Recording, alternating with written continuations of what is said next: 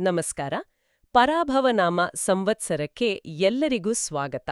ವೈದಿಕ ಪಂಚಾಂಗದ ಪ್ರಕಾರ ಆಹಾ, ಇದು ಈ ವರ್ಷದ ಹೆಸರು. ಹೌದು. ಈ ಹೊಸ ಸಂವತ್ಸರದಲ್ಲಿ ಮೇಷರಾಶಿಯವರ ಜೀವನ ಅಂದ್ರೆ ಅವರ ಲೈಫ್ ಡಿರೆಕ್ಷನ್ ಹೇಗಿರುತ್ತೆ ಅಂತ ಸ್ವಲ್ಪ ಆಳವಾಗಿ ನೋಡೋಣ. ನಮ್ಮ ಮುಂದಿರೋದು ಜ್ಯೋತಿಷ್ಯದ ಲೆಕ್ಕಾಚಾರಗಳು ಮತ್ತು ನಕ್ಷತ್ರಗಳ ವಿಶ್ಲೇಷಣೆ.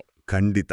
ನಮ್ಮ ಉದ್ದೇಶ ಏನಂದ್ರೆ ಭವಿಷ್ಯ ಹೇಳೋದಕ್ಕಿಂತ ಹೆಚ್ಚಾಗಿ ಈ ವರ್ಷದ ಶಕ್ತಿಗಳನ್ನ, ಆ ಎನರ್ಜಿಯನ್ನ ಹೇಗೆ ಬಳಸ್ಕೊಳ್ಬೋದು ಅಂತ ಅರ್ಥ ಮಾಡ್ಕೊಳ್ಳೋದು. ಪರ್ಫೆಕ್ಟ್. ಹಾಗಾದ್ರೆ ಮೊದಲಿಗೆ ಈ ವರ್ಷದ ಒಂದು ಎನರ್ಜಿ ರಿಪೋರ್ಟ್ ಕಾರ್ಡ್ ಅಂತೀವಲ್ಲ, ಅದನ್ನ ನೋಡೋಣ. ಹಾ, ಹೇಳಿ. ಮೇಷರಾಶಿಗೆ ಆದಾಯ 11, ವ್ಯಯ 5, ರಾಜಪೂಜ್ಯ 2 ಮತ್ತು ಅವಮಾನ 4. ಆದಾಯ 11 ಅಂದ್ರೆ ಅವಕಾಶಗಳು ಒಂದಲ್ಲ 16 ಕಡೆಯಿಂದ ಬರುತ್ತೆ ಅಂತ ಅನ್ಸುತ್ತೆ. ಹೌದು. ಹಣದ ಹರಿವು ಒಂದಕ್ಕಿಂತ ಹೆಚ್ಚು ದಾರಿಯಿಂದ ಬರುತ್ತೆ. ಆದ್ರೆ ವ್ಯಯ 5 ಅಂದ್ರೆ ಬರೋ ಅವಕಾಶಗಳ ಜೊತೆ ಶಕ್ತಿನೂ ಖರ್ಚಾಗುತ್ತೆ. ಖಂಡಿತ. ಖರ್ಚು ಇದ್ದೇ ಇರುತ್ತೆ, ಆದ್ರೆ ಆದಾಯಕ್ಕಿಂತ ಕಡಿಮೆ. ಹಾಗೆಯೇ ರಾಜಪೂಜ್ಯ 2 ಮತ್ತು ಅವಮಾನ 4 ಇದೆಯಲ್ಲ, ಇದು ಬಹಳ ಕ್ಯೂರಿಯಸ್ ಆಗಿದೆ. ಸಣ್ಣ ಗೌರವ ಸಿಗುತ್ತೆ, ಆದ್ರೆ ಮಾತಿನಿಂದಾಗಿ ಮಿಸ್ಅಂಡರ್ಸ್ಟ್ಯಾಂಡಿಂಗ್ಸ್ ಜಾಸ್ತಿ. ಇದು ಒಂಥರ ಟೈಟ್ ರೋಪ್ ಮೇಲೆ ನಡೆದ ಹಾಗೆ ಅಲ್ವಾ? ಎಕ್ಸಾಕ್ಟ್ಲಿ. ಅದ್ಭುತವಾಗಿ ಹೇಳಿದ್ರಿ. ಇದನ್ನ ನಾವು ಗ್ರಹಗಳ ಭಾಷೆಯಲ್ಲಿ ಹೇಳೋದಾದ್ರೆ ಈ ವರ್ಷ 3 ಮೇಜರ್ ಪ್ಲೇಯರ್ಸ್ ಇದ್ದಾರೆ. ಓಕೆ. ಮೊದಲನೇವನು ಶನಿ. ಅವನು 12ನೇ ಮನೆಯಲ್ಲಿದ್ದಾನೆ. ಜ್ಯೋತಿಷದಲ್ಲಿ 12ನೇ ಮನೆ ಅಂದ್ರೆ ಕಳೆದು ಹೋದ ವಸ್ತುಗಳ ಮನೆ ಅಥವಾ ಬಿಟ್ಟುಬಿಡುವ ಸ್ಥಳ ಅಂತ. ಓ ಹಾ. ಅಂದ್ರೆ ಹಳೆಯ ಸಾಲ, ಹಳೆಯ ಭಯ, ಕೆಟ್ಟ ಅಭ್ಯಾಸಗಳು ಇವೆಲ್ಲವನ್ನು ಶನಿ ನಿಧಾನವಾಗಿ ಕ್ಲೀನಿಂಗ್ ಕೆಲಸ ಮಾಡ್ತಾನೆ. ಇದು ಸ್ವಲ್ಪ ಕಷ್ಟ ಅನ್ಸ್ಬೋದು, ಆದರೆ ವರ್ಷದ ಕೊನೆಗೆ ಲೈಫ್ನಲ್ಲಿರೋ ಅನಗತ್ಯ ಭಾರ ಕಡಿಮೆ ಆಗಿರುತ್ತೆ. ಅಂದ್ರೆ ಶನಿ ಒಂಥರ ಡೀಪ್ ಕ್ಲೀನಿಂಗ್ ಸರ್ವಿಸ್ ಮಾಡ್ತಿದ್ದಾನೆ. ಇಂಟ್ರೆಸ್ಟಿಂಗ್. ಹಾಗಾದ್ರೆ ಎರಡನೇ ಆಟಗಾರ ಯಾರು? ಎರಡನೇ ಅವನು ರಾಹು. ಅವನು 11ನೇ ಮನೆಯಲ್ಲಿದ್ದಾನೆ. ಅಂದ್ರೆ ಲಾಭದ ಮನೆ. ಲಾಭದ ಮನೆ. ಹೌದು. ರಾಹು ಅಂದ್ರೆ ಹೊಸತನ, ಫಾರಿನ್ ಕನೆಕ್ಷನ್ಸ್, ಟೆಕ್ನಾಲಜಿ. ಅವನು ಹೊಸ ಫ್ರೆಂಡ್ಸ್, ಹೊಸ ಆದಾಯದ ಮೂಲಗಳು, ಸೋಷಿಯಲ್ ಮೀಡಿಯಾದಲ್ಲಿ ಹೊಸ ಅವಕಾಶಗಳನ್ನು ತಂದುಕೊಡ್ತಾನೆ. ವಾವ್. ಇನ್ನು ಮೂರನೇವನು ದೇವಗುರು ಬೃಹಸ್ಪತಿ. ವರ್ಷದ ಮೊದಲ ಭಾಗದಲ್ಲಿ 3ನೇ ಮನೆಯಲ್ಲಿದ್ದು ಧೈರ್ಯ, ಕಮ್ಯುನಿಕೇಷನ್ ಪವರ್ ಹೆಚ್ಚಿಸ್ತಾನೆ. ಆಮೇಲೆ 4ನೇ ಮನೆಗೆ ಬಂದು ಮನೆ, ಮನಸ್ಸು ಮತ್ತೆ ತಾಯಿಯ ಆರೋಗ್ಯಕ್ಕೆ ಒಂದು ದೈವಿಕ ರಕ್ಷಣೆ ಕೊಡ್ತಾನೆ. ಇದು ತುಂಬಾ ಆಸಕ್ತಿದಾಯಕವಾಗಿದೆ. ಅಂದ್ರೆ ಒಂದು ಕಡೆ ಶನಿ ಹಳೇದನ್ನ ಕ್ಲೀನ್ ಮಾಡ್ತಿದ್ದಾನೆ, ಇನ್ನೊಂದು ಕಡೆ ರಾಹು ಹೊಸದನ್ನ ತರ್ತಿದ್ದಾನೆ. ಹೌದು. ಆರ್ ಗುರು ಇವೆರಡನ್ನೂ ಬ್ಯಾಲೆನ್ಸ್ ಮಾಡಕ್ಕೆ ಬೇಕಾದ ಧೈರ್ಯ ಆರ್ ಶಾಂತಿ ಕೊಡ್ತಿದ್ದಾನೆ. ಈ ಹಿನ್ನೆಲೆಯಲ್ಲಿ ಮೇಷರಾಶಿಯಲ್ಲಿ ಬರುವ 3 ನಕ್ಷತ್ರಗಳಾದ ಅಶ್ವಿನಿ, ಭರಣಿ ಮತ್ತೆ ಕೃತ್ತಿಕಾ ಇವರ ಜೀವನದಲ್ಲಿ ಇದು ಹೇಗೆ ಕಾಣಿಸುತ್ತೆ ಅಂತ ನೋಡೋಣ. ಅಶ್ವಿನಿಯಿಂದ ಶುರು ಮಾಡೋಣವೇ? ಖಂಡಿತ, ಶುರು ಮಾಡೋಣ. ಅಶ್ವಿನಿ ನಕ್ಷತ್ರದ ಸಿಂಬಲ್ ಕುದುರೆ ಅಲ್ವಾ? ಅಂದ್ರೆ ವೇಗ, ಶಕ್ತಿ, ಧೈರ್ಯ ಎಲ್ಲವೂ.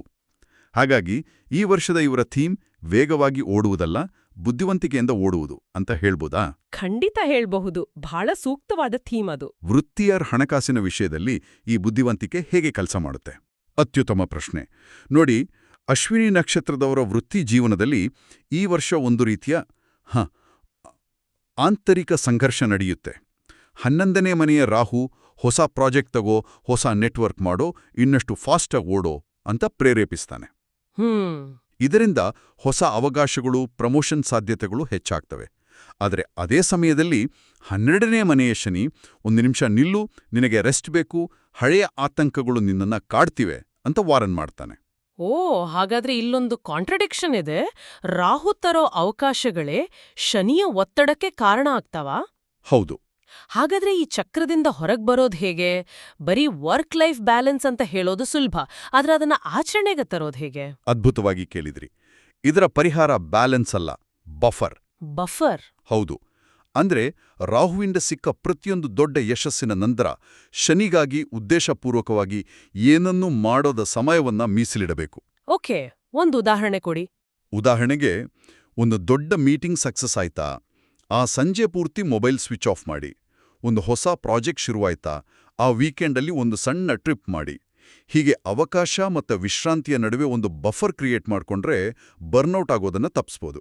ಇದು ತುಂಬಾ ಪ್ರಾಯೋಗಿಕ ಸಲಹೆ. ಹೌದು. ವ್ಯಾಪಾರಿಗಳು ಕೂಡ ಆನ್ಲೈನಲ್ಲಿ ನೆಟ್ವರ್ಕ್ ಮೂಲಕ ಬೆಳೀತಾರೆ. ಅದೇ ಬೇಗ ಹಣ ಡಬಲ್ ಮಾಡುವ ಸ್ಕೀಮ್ಗಳಿಂದ ದೂರ ಇರಬೇಕು.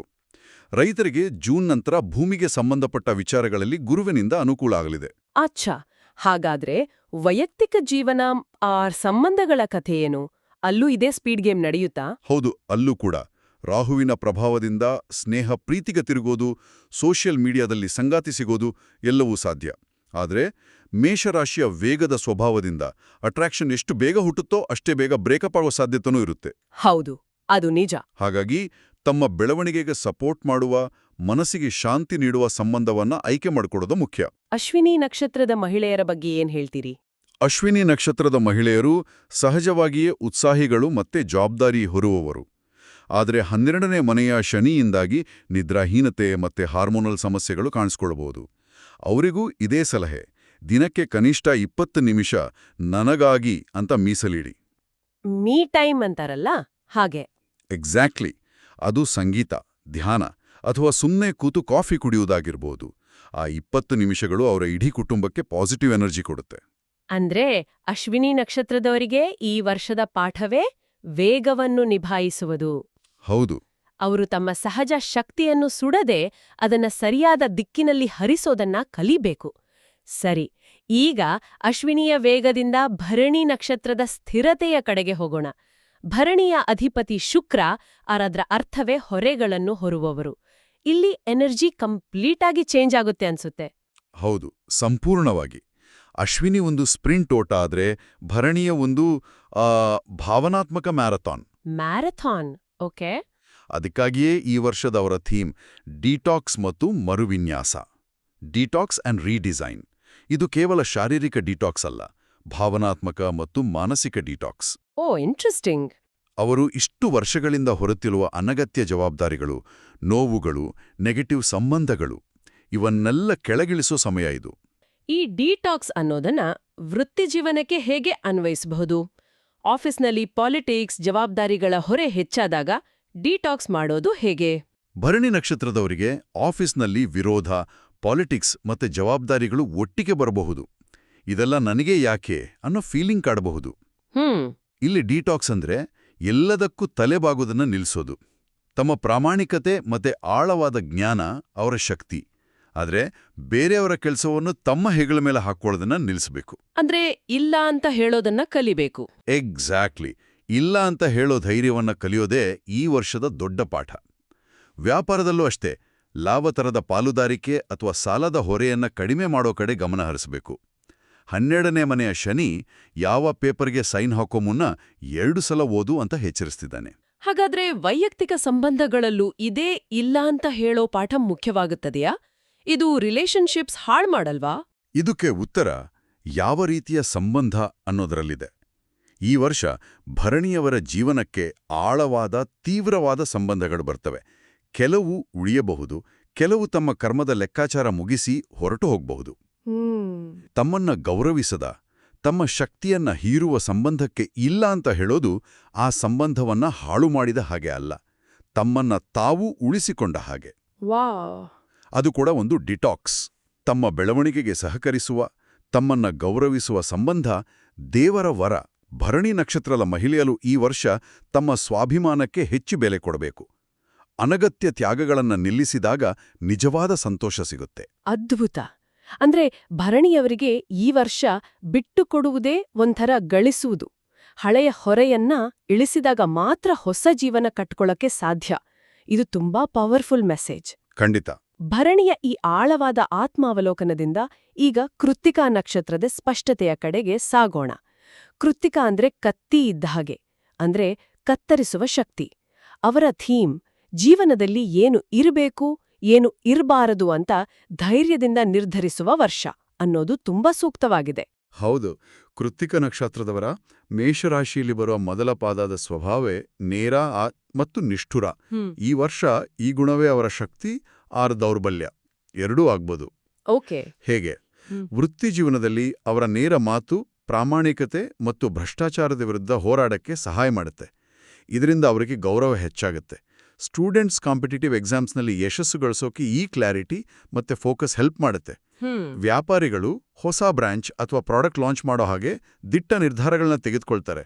ಆದ್ರೆ ನೀವ್ ಹೇಳಿದ ಹಾಗೆ ಈ ಕತ್ತಿಯಂತಹ ಸ್ವಭಾವವೇ ದೌರ್ಬಲ್ಯವೂ ಆಗ್ಬೋದು. ಅಂದ್ರೆ ಅವರ ನೇರ ಮಾತಿನಿಂದ ಸಂಘರ್ಷಗಳು ಹೆಚ್ಚಾಗ್ಬೋದಾ? ಹಾಗಿದ್ರೆ ಅವರು ತಮ್ಮ ಸ್ವಭಾವವನ್ನೇ ಬದಲಾಯಿಸ್ಕೊಳ್ಬೇಕಾ? ಇಲ್ಲ, ಸ್ವಭಾವ ಬದಲಾಯಿಸೋ ಅಗತ್ಯ ಇಲ್ಲ. ಬದಲಿಗೆ ತಮ್ಮ ಶಕ್ತಿಯನ್ನ ಹೇಗೆ ಬಳಸಬೇಕು ಅಂತ ಕಲಿಬೇಕು. ಹೇಗೆ ಅಂದ್ರೆ? ಉದಾಹರಣೆಗೆ, ಒಬ್ಬ ಎಂಪ್ಲಾಯಿ ಪ್ರಾಮಾಣಿಕನಾಗಿರೋದು ಒಳ್ಳೆಯದು. ಆದರೆ ಅದೇ ಪ್ರಾಮಾಣಿಕತೆಯನ್ನ ಕೋಪದಿಂದ ವ್ಯಕ್ತಪಡಿಸಿದ್ರೆ ಸಹೋದ್ಯೋಗಿಗಳೇ ಶತ್ರುಗಳಾಗ್ತಾರೆ. ಅದೇ ತಾಳ್ಮೆಯಿಂದ ವ್ಯಕ್ತಪಡಿಸಿದ್ರೆ ಅವರೇ ಲೀಡರ್ ಆಗ್ತಾರೆ. ಸರಿ. ಕಲಿಬೇಕಾದ ಪಾಠ ಇದು. ಸತ್ಯವನ್ನು ಹೇಳುವುದು ಮುಖ್ಯ, ಆದರೆ ಸತ್ಯವನ್ನು ಯಾವಾಗ, ಎಲ್ಲಿ, ಹೇಗೆ ಹೇಳಬೇಕು ಅನ್ನೋದು ಅದಕ್ಕಿಂತಲೂ ಮುಖ್ಯ. ವ್ಯಾಪಾರಿಗಳು ಕೂಡ ತಮ್ಮ ಒಟ್ಟು ಹೂಡಿಕೆಯ 20-30% ಮಾತ್ರ ರಿಸ್ಕ್ಗೆ ಬಳಸುವ ಹಾಗೆ ಕ್ಯಾಲ್ಕುಲೇಟೆಡ್ ರಿಸ್ಕ್ ತಗೋಬೇಕು. ಇದು ಕೃತ್ತಿಕಾ ನಕ್ಷತ್ರದ ಮಹಿಳೆಯರಿಗೂ ಅನ್ವಯಿಸುತ್ತದೆಯಾ? ಅವರ ನೇರ ಸ್ವಭಾವದಿಂದಾಗಿ ಜನರು ಅವರನ್ನ ತಪ್ಪಾಗಿ ಅರ್ಥ ಮಾಡ್ಕೊಳ್ಳೋ ಸಾಧ್ಯತೆ ಇದೆಯಾ? ಖಂಡಿತ. ಅವರ ಮನಸ್ಸಲ್ಲಿ ಶುದ್ಧ ಪ್ರಾಮಾಣಿಕತೆ ಇರುತ್ತೆ, ಆದರೆ ಮಾತಿನ ದಾಟಿ ಕೆಲವೊಮ್ಮೆ ಕಠೋರವಾಗಿರಬಹುದು. ಇದರಿಂದ ಜನರು ಅವರಿಗೆ ಹೆದರಬಹುದು ಅಥವಾ ಅವರನ್ನ ಇಷ್ಟಪಡದೇ ಇರಬಹುದು. ಈ ವರ್ಷ ಅವರು ತಮ್ಮ ಮಾತಿನ ಡೆಲಿವರಿಯನ್ನು ಸುಧಾರಿಸಿಕೊಡೋದನ್ನ ಕಲಿತ್ರೆ ಅನಗತ್ಯ ಜಗಳಗಳನ್ನು ತಪ್ಪಿಸಿ ತಮ್ಮ ಗೌರವವನ್ನು ಹೆಚ್ಚಿಸಿಕೊಳ್ಬಹುದು. ಪ್ರೀತಿ ಮದುವೆ ವಿಷಯದಲ್ಲಿ ಹೇಗಿರುತ್ತೆ? ಅಲ್ಲೂ ಅಷ್ಟೇ. ಕೆಲವು ಕಠಿಣ ನಿರ್ಧಾರಗಳನ್ನು ತೆಗೆದುಕೊಳ್ಳೋ ಸಮಯ ಬರಬಹುದು. ಸಂಬಂಧಗಳಿಗೆ ಒಂದು ಸ್ಪಷ್ಟ ದಾರಿ ಸಿಗುತ್ತೆ. ಅವರು ನೆನಪಿಡಬೇಕಾದದ್ದು ಒಂದೇ. ಏನು? ತಮ್ಮ ಮೌಲ್ಯವನ್ನು ಕಡಿಮೆ ಮಾಡುವ ಪ್ರೀತಿ ಒಂದು ಬಂಧನ, ತಮ್ಮ ಮೌಲ್ಯವನ್ನು ಗುರುತಿಸುವ ಪ್ರೀತಿ ಒಂದು ವರದಾನ. ಆ ಸ್ಪಷ್ಟ ನಿರ್ಧಾರ ತೆಗೆದುಕೊಳ್ಳೋ ಧೈರ್ಯ ಈ ವರ್ಷ ಅವರಿಗೆ ಸಿಗಲಿದೆ. ಅದ್ಭುತ. ಅಶ್ವಿನಿಯ ವೇಗ, ಭರಣಿಯ ಆಳ, ಕೃತ್ತಿಕಾದ ಸ್ಪಷ್ಟತೆ, ಈ 3 ನಕ್ಷತ್ರಗಳ ಮೂಲಕ ನಾವು ಮೇಷರಾಶಿಯ ಒಂದು ಸಂಪೂರ್ಣ ಚಿತ್ರಣವನ್ನ ನೋಡಿದ್ದೇವೆ. ಒಟ್ಟಾರೆಯಾಗಿ ಹೇಳೋದಾದ್ರೆ, ಗ್ರಹಗಳು ದಾರಿ ತೋರಿಸ್ತಿವೆ, ಆದ್ರೆ ಆ ದಾರಿಯಲ್ಲಿ ನಡಿಬೇಕಾದದ್ದು ನಾವೇ. ಖಂಡಿತ. ಈ 3 ನಕ್ಷತ್ರಗಳ ಅನುಭವ ಬೇರೆ ಬೇರೆ ಆಗಿದ್ರೂ ಅವುಗಳನ್ನು ನಡೆಸ್ತಿರುವ ಶಕ್ತಿಗಳು ಒಂದೇ. ಹೌದು. 12ನೇ ಮನೆಯ ಶನಿ ಹೊಸ ಜೀವನ ಆರಂಭಿಸೋ ಮುನ್ನ ಹಳೆಯ ಭಾವನಾತ್ಮಕ ಸಾಲಗಳನ್ನು ತೀರಿಸಿ ಅನಗತ್ಯ ಭಾರವನ್ನ ಇಳಿಸಿಬಿಡುವಂತ ಹೇಳ್ತಿದ್ದಾನೆ. 11ನೇ ಮನೆಯ ರಾಹು ಹೊಸ ಅವಕಾಶಗಳು, ಹೊಸ ಸ್ನೇಹಿತರು, ಹೊಸ ಜ್ಞಾನದ ಬಾಗಿಲು ತೆರೆದಿದೆ, ಧೈರ್ಯವಾಗಿ ಒಳಗೆ ಬಾ ಅಂತ ಕರೀತಿದ್ದಾನೆ. ಅಚ್ಛಾ. ಗುರು ಈ ಇಡೀ ಜರ್ನಿಯಲ್ಲಿ ನಿನ್ನ ಮಾತು, ಮನಸ್ಸು ಮತ್ತೆ ಮನೆಗೆ ನನ್ನ ದೈವಿಕ ಆಶೀರ್ವಾದವಿದೆ ಅಂತ ಭರವಸೆ ನೀಡುತ್ತಿದ್ದಾನೆ. ಅಂದ್ರೆ ದಿನನಿತ್ಯದ ಶಿಸ್ತು, ಸಕಾರಾತ್ಮಕ ಆಲೋಚನೆ, ನಂಬಿಕೆ ಈ ವರ್ಷ ಯಶಸ್ಸಿಗೆ ತುಂಬಾ ಮುಖ್ಯವಾದ ಅಂಶಗಳು.